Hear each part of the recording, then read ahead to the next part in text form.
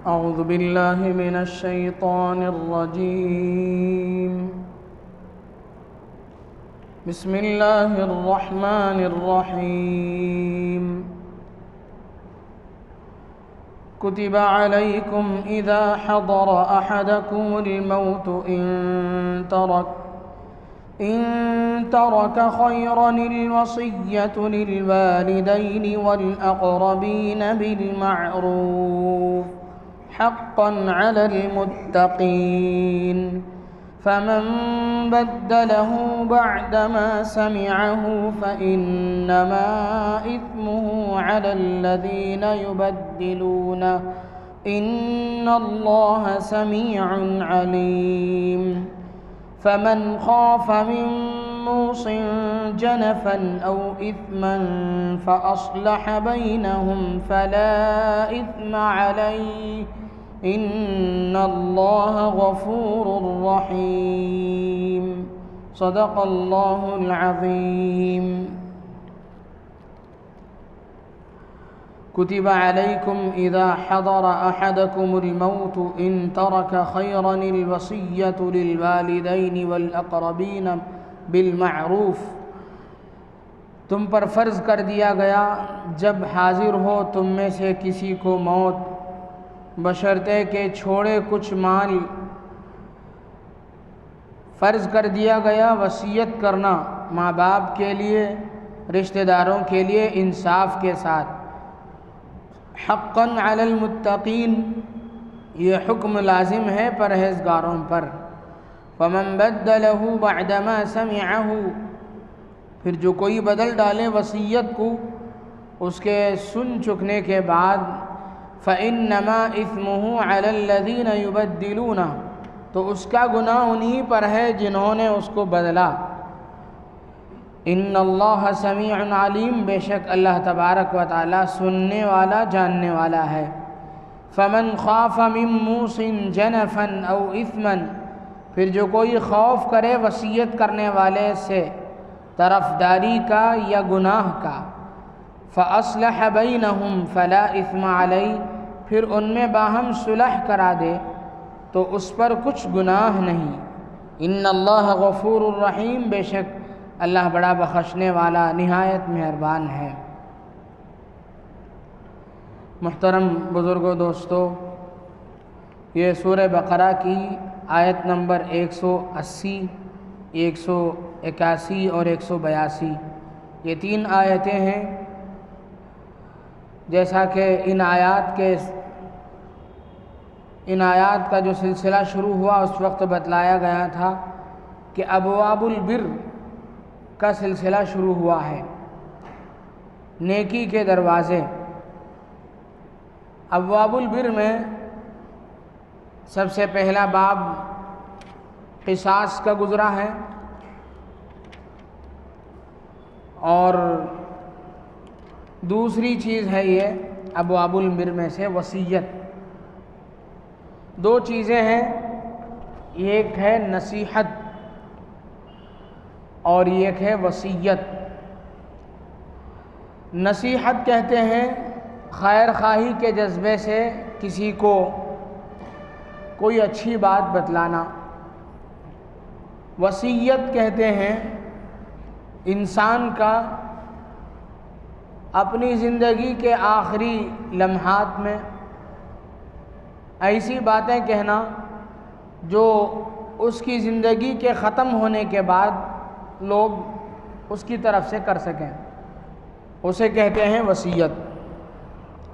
وصیت کرنا حضرات انبیاء کرام علیہم الصلاۃ کی سنت رہی ہے. اللہ کے بہت سارے نیک بندوں نے دنیا سے جاتے ہوئے اپنے ماتحتوں کو وصیت کی ہے. حضرات انبیاء کرام علیہم الصلاۃ کے بارے میں آتا ہے وَوَصَّى بِهَا إِبْرَاهِيمُ بَنِيهِ وَيَعْقُوبُ، حضرت ابراہیم علیہ السلام اور حضرت یعقوب علیہ السلام نے اپنے بچوں کو وصیت فرمائی. ان اللہ اصطفیٰ لکم الدین فلا تموتن الا وانتم مسلمون، اللہ نے تم لوگوں کو تمہارے لیے اللہ نے دین اسلام منتخب کیا ہے، تم لوگ اس کو لازم پکڑنا یہاں تک کہ اس دنیا سے جاتے ہوئے تمہاری حالت ایسی ہو کہ تم مسلمان رہو۔ اور حضرت یعقوب علیہ السلام کی وصیت کے بارے میں ہے کہ حضرت یعقوب علیہ السلام نے اپنے بچوں سے پوچھا آخری وقت میں کہ ما تعبدون من بعدی، کہ تم میرے بعد کس کی عبادت کرو گی؟ ان بچوں نے کہا نعبد الہک و الہ آبائک ابراہیم و اسماعیل و اسحاق، کہ ہم تو آپ کے رب کی اور آپ کے آباء و اجداد کا جو رب ہے اس کی عبادت کریں گے۔ دنیا سے چلتے ہوئے ان اللہ کے بندوں نے اپنے بچوں کو وصیت کی، اور جو وصیت ان لوگوں نے کی وہ دین کی بنیاد پر کی۔ ان کے ہاں دنیاوی چیزوں کی کوئی اہمیت نہیں تھی۔ ان لوگوں نے اپنے بچوں کی آخرت کی فکر کی۔ ان لوگوں نے اس بات کی فکر نہیں کی کہ میرے مرنے کے بعد میرے بچوں کا کیا ہوگا، بلکہ ان لوگوں نے اس بات کی فکر کی کہ میرے بچوں کے انتقال کے بعد ان کا کیا ہوگا۔ یعنی میرے مرنے کے بعد میرے بچوں کا کیا ہوگا کا مطلب یہ ہے کہ ان کی دنیا کی فکر آپ کر رہے ہیں۔ ان لوگوں نے یہ نہیں کیا، بلکہ ان کی فکر یہ تھی کہ میرے مرنے کے بعد بچے اللہ تعالیٰ نے ان کے ہاتھ پیر صحیح سالم دیے ہیں، ہم نے ان کو اخلاق سکھایا ہے، قوم و ملت کا درد ان کے دل میں بٹھایا ہے، حلال و حرام کی تمیز ہم نے ان کو دی ہے، اسی ڈگر پر وہ زندگی گزاریں گے۔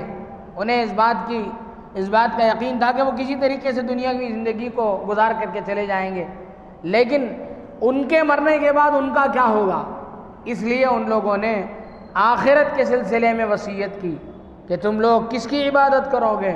عبادت پر، آخرت کی زندگی کی تیاری پر ان لوگوں نے اپنے بچوں کو وصیت کی۔ میرے اور آپ کے آقا جناب محمد الرسول اللہ صلی اللہ علیہ وسلم، آپ کی کوئی نرینہ اولاد نہیں تھی۔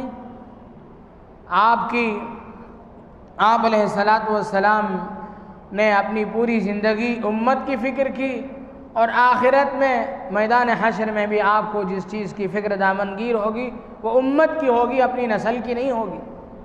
اللہ کے نبی صلی اللہ علیہ وسلم امتی امتی کہتے ہوئے میدان حشر میں دیکھے جائیں گے، دیگر انبیاء نفسی نفسی کے عالم میں ہوں گے، اور میرے اور آپ کے آقا جناب محمد الرسول اللہ صلی اللہ علیہ وسلم امتی امتی کہہ رہے ہوں گے۔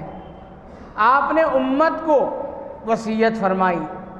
آپ علیہ السلام کے آخری الفاظ حدیث کی کتابوں میں نقل کیے گئے ہیں کہ اللہ کے نبی صلی اللہ علیہ وسلم نے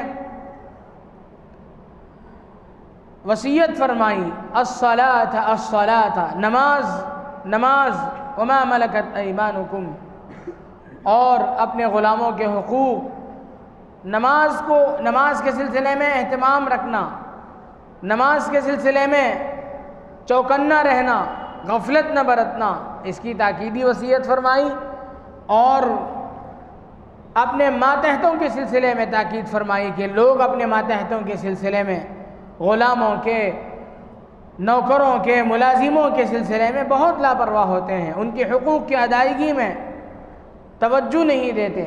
تو اللہ کے نبی صلی اللہ علیہ وسلم کو بڑی فکر تھی اس بات کی، تو آپ علیہ السلام نے اپنے ماتحتوں کے سلسلے میں وصیت فرمائی۔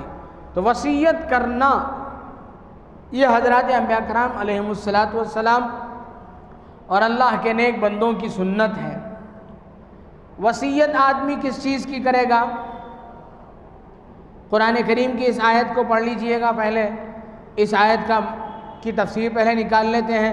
کتب علیکم اذا حضر احدکم الموت ان ترک خیرا الوصیۃ للوالدین والاقربین بالمعروف حقا علی المتقین، تم پر فرض کیا گیا ہے جب تم میں سے کسی کو موت آ جائے، موت کے وقت میں جب کسی کو اس بات کا اندازہ ہو جائے کہ اب میں دنیا سے جانے والا ہوں، تو ایک وقت یہ تھا کہ اس پر فرض تھا کہ مرنے سے پہلے آدمی اپنے والدین اور قریبی رشتہ داروں کے لیے وصیت کرنا، ان آیات میں 3 باتیں بتلائی گئی ہیں، 3 باتوں کا حکم دیا گیا۔ ایک یہ ہے کہ وصیت کرنا فرض ہے، دوسری چیز یہ ہے کہ وصیت، جس بات کی وصیت کی گئی اس وصیت کو پورا کرنا اس کے وارثین پر ضروری ہے۔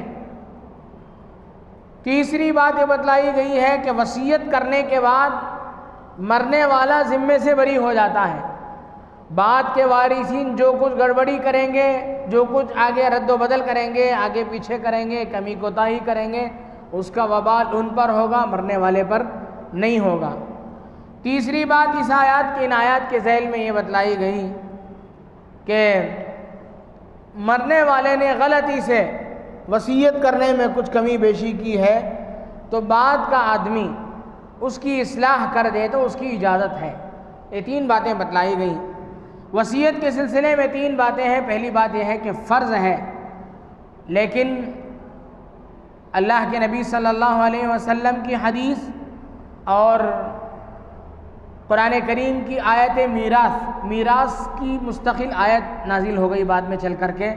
اس سے پہلے یہ فرض تھا کہ آدمی انتقال سے پہلے والدین اور قریبی رشتہ داروں کے لیے اپنے چھوڑے ہوئے مال میں سے اتنا اتنا مال میرے والدین کو دیا جائے، میرے فلاں رشتہ داروں کو دیا جائے، اس طرح کی وصیت کرنا آدمی پر فرض تھا۔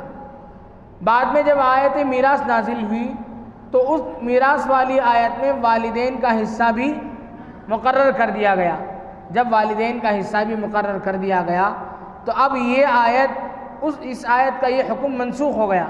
اب انتقال کرنے والے پر اپنے والدین کے لیے وصیت کرنا فرض نہیں ہے۔ اب وصیت کرنا جس چیز کی جو چیز آپ پر جیسے تھی اس چیز کی وصیت کرنا آپ پر، اگر کوئی تمہارے اوپر واجب کام ہے تو اس کی وصیت کر کے جانا واجب ہے۔ اگر کوئی فرض کام تمہارے حق میں باقی رہ گیا تو اس کی وصیت کر کے جانا آپ پر فرض ہے۔ اگر کوئی باقی کاموں میں وصیت کرنا مستحب ہے۔ مثال کے طور پر آدمی دنیا سے جا رہا ہے تو سب سے پہلے یہ دیکھنا چاہیے کہ آدمی کی جو وصیت نافذ ہوگی وہ اس کے پورے ترکے کو 3 حصہ کیا جائے گا۔ سب سے پہلے ہے کہ آدمی انتقال کرنے کے بعد اس کا جتنا مال ہوگا سب سے پہلا کام یہ کیا جائے گا کہ اس کا قرضہ ادا کیا جائے گا، اس کی تجہیز و تکفین کی جائے گی، اور اس کے بعد سب سے پہلا کام یہ کیا جائے گا کہ اس کا قرضہ ادا کیا جائے گا۔ اس کے بعد جو کچھ مال بچا ہے اس کے 3 حصے کیے جائیں گے۔ 3 حصوں میں سے ایک حصے میں اس کی وصیت نافذ ہوگی، باقی جو 2 حصہ ہے وہ وارثین کا ہوگا۔ وارثین میں سے جس کا جتنا حصہ آگے چل کر کے آپ کو 4 پارے میں سورہ نساء میں 3ری سورت میں چوتھی سورت میں آپ کو یوصیکم اللہ ایک آیت آتی ہے، اس آیت میں آپ کو اس کی تفصیل ملے گی۔ آپ کو پارے لنتنا میں وہ آیت موجود ہے، اس میں پوری تفصیل ہے کہ کس کے لیے کتنا حصہ جائے گا، تو اس حصے کے مطابق اس میں پھر بعد میں تقسیم ہوگی۔ یہ جو 1/3 حصہ ہے اس میں آدمی کو وصیت کرنے کا اختیار دیا جاتا ہے۔ اب آدمی انتقال کرنے سے پہلے اس پر زکوٰۃ فرض تھا، زکوٰۃ ادا نہیں کیا ہے، مرنے سے پہلے اس کے لیے ضروری ہے، اس پر فرض ہے کہ وہ اپنے ذمے جو زکوٰۃ فرض ہے اس کی وصیت کر کے اسے لکھ کر کے جائے، اسے لکھ کر کسی کے حوالے کر کے جائے یا اپنے پاس لکھا ہوا رکھے۔ اللہ کے نبی صلی اللہ علیہ وسلم نے فرمایا کہ جس بندے مومن کے ذمے کوئی واجبی یا فرض حقوق ہوں اور تو اس کے لیے کسی کے ذمے کوئی واجبی حق ہو تو اس کے لیے یہ مناسب نہیں ہے کہ 3 راتیں اس کی ایسی گزر جائیں کہ اس کے پاس کوئی وصیت لکھی ہوئی نہ ہو۔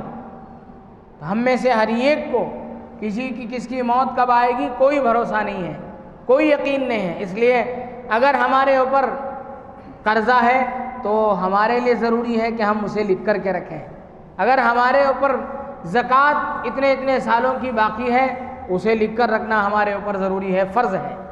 اور اگر ہمارے اوپر حج فرض ہو گیا، ابھی ہم نے حج نہیں کیا، تو حج کی فرضیت کی بات لکھ کر کے جانا ہے، اور اس بات کی وصیت کر کے جانا ہے کہ میرے انتقال کے بعد میرے 1/3 مال میں سے حج بدل کرایا جائے۔ اب وارثین دیکھیں گے کہ سب سے بہتر اور احسن طریقہ تو یہ ہے کہ جس علاقے میں اس کا انتقال ہوا، اس علاقے کے آدمی کو حج بدل کرنے کے لیے بھیجیں گے۔ لیکن اگر مال میں اتنی وسعت نہیں ہے، 1/3 مال میں اتنا زیادہ مال نہیں ہے کہ وہ اس سے حج بدل کرایا جا سکے اس کے علاقے سے، تو جس علاقے سے حج بدل جتنا مال بچا ہے اس میں سے کرا سکتے ہیں، وہاں سے کرانا وارثین پر ضروری ہے۔ تو یہ کچھ احکام بتلائے گئے ہیں۔ اب وارث کس چیزوں کی وصیت کرے گا؟ ایک تو یہ ہے کہ واجبی حقوق کچھ رہ گئے ہیں، اس کے علاوہ مال اس کے پاس ہے، جاتے ہوئے اسے وصیت کرنے کا اختیار بھی ہے، لیکن وصیت کرتے ہوئے کچھ چیزوں کا خیال رکھنے کی شریعت تاکید کرتی ہے۔ سب سے پہلی بات یہ ہے کہ وارثین کو نقصان پہنچانے کا ارادہ نہ ہو۔ اب انسان کے دماغ میں، بعض لوگوں کے دماغ میں یہ رہتا ہے کہ میرے بچوں نے میری آخری زندگی میں میری جیسی خدمت کرنی تھی ویسی نہیں کی، اس لیے ان لوگوں کو محروم کر کے جاؤں گا، ان لوگوں کو جاتے جاتے ستا کے جاؤں گا۔ اس لیے کیا کرتا ہے، جتنا مال ہوتا ہے موت کے قریب سب چیزیں تقسیم کرتا ہے، کسی کے نام لکھواتا ہے۔ اللہ کے نبی صلی اللہ علیہ وسلم نے اس آدمی کو گنہگار بتلایا کہ ایسا کرنے والا گنہگار ہے، اور آپ نے فرمایا کہ جو وارث کو وراثت سے محروم کرتا ہے، اللہ تعالیٰ اسے قیامت کے دن اس کے حصے میں جو ثواب جائے گا اللہ اس سے محروم کریں گے۔ یہ کرنا غلط ہے۔ اور وارثین کو کچھ چھوڑ کے جانا، اس کی فضیلت بیان کی گئی ہے۔ حضرت سعد بن ابی وقاص رضی اللہ عنہ کی حدیث کتابوں میں نقل کی گئی ہے۔ حضرت سعد بن ابی وقاص رضی اللہ عنہ فرماتے ہیں کہ فتح مکہ جس سن ہوا، اس سال میری حالت اتنی خراب ہو گئی تھی کہ مجھے اپنی ہلاکت کا اندیشہ ہو گیا تھا۔ میں نے یہ طے کر لیا تھا کہ اب میں ختم ہو جاؤں گا، اور میری وراثت میں میرے وارثین میں صرف ایک بچی تھی، اور میرا بہت سارا مال رکھا ہوا تھا۔ میں نے اللہ کے نبی صلی اللہ علیہ وسلم سے پوچھا کہ یا رسول اللہ، میرا یہ ارادہ ہے کہ میں اپنے سارے مال کو غریبوں، یتیموں، بیواؤں کے لیے وقف کر کے چلا جاؤں، دے کر کے چلا جاؤں۔ اللہ کے نبی صلی اللہ علیہ وسلم نے فرمایا کہ نہیں، یہ مناسب نہیں ہے۔ پھر حضرت سعد بن ابی وقاص رضی اللہ عنہ نے دوبارہ پوچھا کہ یا رسول اللہ، کیا میں آدھا مال اس طرح کر کے جا سکتا ہوں؟ آپ نے فرمایا کہ نہیں، آدھا مال بھی نہیں کرنا چاہیے آپ کو ایسا۔ پھر حضرت سعد بن ابی وقاص نے تیسری مرتبہ پوچھا کہ یا رسول اللہ، 1/3 مال؟ آپ نے فرمایا کہ ہاں، فالثلث والثلث کثیر، ہاں، 1/3 مال میں تم وصیت کر سکتے ہو، اور 1/3 مال بھی بہت ہے۔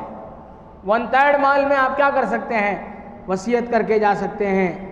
اور اللہ کے نبی صلی اللہ علیہ وسلم نے بعد میں ایک اصول بیان فرمایا کہ تمہارے بعد تمہاری اولاد کسی سے مانگتی پھرے، یہ اس سے بہتر ہے کہ تم اسے اس کی زندگی گزارنے اور اسے اتنا بے نیاز کر کے چلے جاؤ کہ وہ کسی کے محتاج نہ بنے۔ یہ بھی تمہارے لیے صدقہ ہے، یہ بھی تمہارے حق میں خیر کا کام ہے۔ اللہ کے نبی صلی اللہ علیہ وسلم نے فرمایا کہ آدمی کا ہر نیک عمل اس کے لیے صدقہ ہے اور اس خیر کا کام ہے، اس لیے اسے غلط سمجھنا، یہ تو وارثین کو جا رہا ہے، ان کو تو جائے گا ہی، یہ تو حق ہی ہے، اس میں کیا ثواب ملنے والا ہے، ایسا سوچنا غلط ہے۔ تمہارے وارثین اگر خوش ہیں تو وہ بھی تمہارے لیے اچھا ہے۔ اللہ کے نبی صلی اللہ علیہ وسلم نے اصول بیان فرمایا کہ تم اپنے وارثین کی، اس لیے آدمی کی کوشش ہونی چاہیے کہ آدمی اپنی زندگی میں چاہے اپنے بڑوں سے وہ کچھ پائے نہ پائے، وہ اپنی زندگی ایسی گزارے کہ ضرورت کے بقدر اس کی زندگی اچھی گزارنے کے ساتھ ساتھ دنیا سے جب جائے تو اپنی اولاد کے لیے، اپنے پسماندگان کے لیے جو بعد میں رہ گئے ہیں، بیوی ہے، اور غریب اور مجبور لاچار رشتہ دار ہیں جن کا تمہارے سہارے جن کی زندگی چلتی تھی، ان کے لیے کچھ نہ کچھ چھوڑ کر کے جائیں۔ آدمی کو ایسا نہیں ہونا چاہیے کہ خود ہی پورا کھا پی کر کے ختم کر کے جائے، یہ اچھا نہیں ہے شریعت کے نظر میں۔ اپنی اولاد کے لیے وراثت کچھ نہ کچھ چھوڑ کے جانا، یہ اللہ کے نبی صلی اللہ علیہ وسلم کی شریعت کا یہ پسندیدہ طریقہ ہے۔ اگرچہ آپ نے کچھ نہیں چھوڑا، آپ علیہ السلام کی زندگی اور تھی، لیکن آپ نے یہ پسند فرمایا، آپ کی زندگی الگ تھی، لیکن آپ نے جو پسند فرمایا وہ یہ تھا کہ آدمی دنیا سے جاتے ہوئے اپنے پسماندگان کے لیے کچھ چھوڑ کے جائے، یہ آپ نے پسند فرمایا۔ اس لیے انسان کو یہ ہونا چاہیے۔ بعض لوگ اس طریقے سے یہ حرکتیں کرتے ہیں کہ اب ہمارے بچوں نے ہم نے نہیں دیکھا ہے، اس لیے ہماری زندگی کے آخر حصے میں ان لوگوں نے ہمیں خوش نہیں رکھا، تو وہ میرے جانے کے بعد ان لوگوں کو بھی خوش نہیں رہنا چاہیے۔ یہ غلط طریقہ ہے اور یہ غلط سوچ ہے، شریعت کے مقتضا کے خلاف ہے۔ تو اللہ کے نبی صلی اللہ علیہ وسلم نے یہ فرمایا کہ آدمی اس کے حق میں جو واجب حقوق ہیں اس کی باقاعدہ وصیت کر کے جائے۔ اب دیکھیں، اذا حضر احدکم الموت ان ترک خیرا، خیر کہا گیا مال کو قرآن کریم میں، اور بھی جگہوں میں قرآن کریم میں مال کو خیر کہا گیا ہے۔ ابھی مغرب میں جو سورت پڑھی گئی اس میں بھی ایک آیت ہے وَإِنَّهُ لِحُبِّ الْخَيْرِ لَشَدِيدٌ، کہ آدمی مال کو بہت ٹوٹ کر کے چاہتا ہے، پسند کرتا ہے۔ تو اسی طرح اسی لیے صاحب خیر کہتے ہیں، مال والوں کو صاحب خیر، اصحاب خیر کہتے ہیں۔ قرآن کریم میں مال کو خیر کا لفظ بھی استعمال کیا گیا ہے۔ الوصیۃ للوالدین والاقربین بالمعروف حقا علی المتقین فمن بدلہ بعدما سمعہ۔ اب ایک آدمی دنیا سے جانے والے نے وصیت کر دی کہ فلاں فلاں فلاں آدمی کو اتنا حق دینا ہے، اس کے غریب رشتہ دار بھی ہیں، ان لوگوں کو معلوم نہیں ہے کہ مرنے والے ہمارے ماموں نے، ہمارے چچا نے، ہمارے خالو نے یہ وصیت کی ہے ہمارے حق میں کہ اتنا مال ہم کو دیا جائے، یہ معلوم نہیں ہے۔ کسے معلوم ہے؟ جس کے سامنے وصیت کی گئی، جس کے سامنے وصیت کی گئی اسے تو صرف اسے معلوم ہے۔ اب یہ چاہے تو خیانت کر سکتا ہے، لیکن اس کے خیانت کرنے کی وجہ سے، اس کے مال میں کوتاہی کرنے کی وجہ سے وارثین کے پاس مال پہنچ گیا، پورا مال پہنچا ہے، اس میں تہائی مال وراثت کا اس کا بھی ہے، وصیت کا مال بھی ہے۔ اب وارثین کو معلوم ہے کہ باپ پر زکوٰۃ واجب تھا، اور اسی طرح یہ بھی معلوم ہے کہ باپ کے ذمے بہت سارے فرض نمازیں ہیں، ان کے کفارے ادا کرنے ہیں، بہت سارے روزے ان کو رکھنے تھے، اس کے کفارے ادا کرنے ہیں، انہوں نے یہ بتلایا بھی ہے۔ لیکن مال کی خواہش میں اولاد یہ نہیں چاہتی ہے، اولاد یہ چاہتی ہے کہ لوگوں کے ڈر سے زیارت کر دیے جائیں، فاتحے کچھ کر دیے جائیں اور ختم کر دیا جائے اس کا قصہ، اس لیے کہ زکوٰۃ اور دوسری چیزیں جو دی جائیں گی وہ بڑے پیمانے پر ان کی رقم بیٹھتی ہے، اس لیے یہ مال ہم ہی کھا جائیں۔ اگر یہ سوچ لیں تو وراثت یعنی مرنے والا چونکہ وصیت کر چکا ہے، اب اس کے ذمے سے فرض حج کا فریضہ نکل جائے گا، زکوٰۃ کا فریضہ اس کی گردن سے اتر جائے گا۔ درمیان میں جو آدمی غلطی کرے گا، قرآن کہتا ہے فَإِنَّمَا إِثْمُهُ عَلَى الَّذِينَ يُبَدِّلُونَ، جو آدمی درمیان میں خلط ملط کرتا ہے، تبدیل کرتا ہے، اس پر اس کا گناہ ہوگا۔ فَمَنْ خَافَ مِن مُوصٍ جَنَفًا أَوْ إِثْمًا فَأَصْلَحَ بَيْنَهُمْ۔ اب وارثین میں سے جس کو جتنا حق پہنچنا تھا، اتنا حق پہنچنے کے بجائے کسی کو محروم کرنے کے لیے مرنے والے نے غلط انداز سے وصیت کی۔ مثال کے طور پر اب جن کے شریعت میں جن کا حق طے ہے ان کو وصیت کرنے کی اجازت نہیں ہے، بیٹا ہے، بیٹی ہے، ان لوگوں کو وصیت کرنے کی شریعت میں اجازت نہیں، اس لیے کہ قرآن خود ان کے لیے حصہ مقرر کر چکا ہے۔ لیکن نواسے ہیں، پوتے ہیں، بیٹے کا انتقال زندگی میں ہو گیا، باپ انتقال کر رہا ہے، دادا انتقال کر رہا ہے، بیٹا اس کی زندگی میں انتقال ہو گیا، پوتا ہے اور بیوہ بہو ہے، وراثت میں ان لوگوں کو کچھ ملنے والا نہیں ہے، لیکن مرنے والے نے ان کے حق میں وصیت کی تو وہ وصیت نافذ ہوگی اور ان کو وہ چیز پہنچانا ضروری ہوگا۔ اگر درمیان کے آدمی نے کچھ گڑبڑی کی تو گڑبڑی کرنے والے پر نقصان ہوگا۔ اسی طرح بچوں میں سے کسی کے لیے نصیحت وصیت کر کے چلا گیا، وراثت میں تو سب کو حصہ مل رہا ہے، پھر بھی کسی کو زیادہ دینے کی بات کر کے چلا گیا، شریعت کے اعتبار سے غلط ہے، یا ایک طرف کا جھکاؤ ہے، تو کہتے ہیں کہ جس کے پاس وصیت کیا ہے اسے اس بات کی اجازت ہے کہ وہ چاہے تو ان دونوں میں اصلاح کر دے۔ اسی طرح کسی غلط کام کی وصیت کر کے گیا کہ میرے مال میں سے کوئی سنیما ہال بنایا جائے، کوئی غلط کام میں لگایا جائے، اس طریقے سے وصیت کر کے گیا، تو اس طریقے کی وصیت کو نافذ کرنا وارثین پر ضروری نہیں ہے، بلکہ اس کی وصیت کی اصلاح کر سکتے ہیں، اور اس کی اصلاح اس کی بات کو ہو بہو نہ چلانے کی وجہ سے ان پر فلا اثم علیہ، ان پر کوئی گناہ بھی نہیں ہوگا۔ تو یہ 3 آیتیں ہوئیں وصیت سے متعلق، اس میں کچھ احکام بیان کیے گئے۔ اللہ تبارک و تعالیٰ سے دعا ہے کہ اللہ تبارک و تعالیٰ جو باتیں شریعت میں بتلائی گئیں ان پر عمل پیرا ہونے کی توفیق نصیب فرمائے۔ آمین۔ وآخر دعوانا ان الحمد للہ رب العالمین۔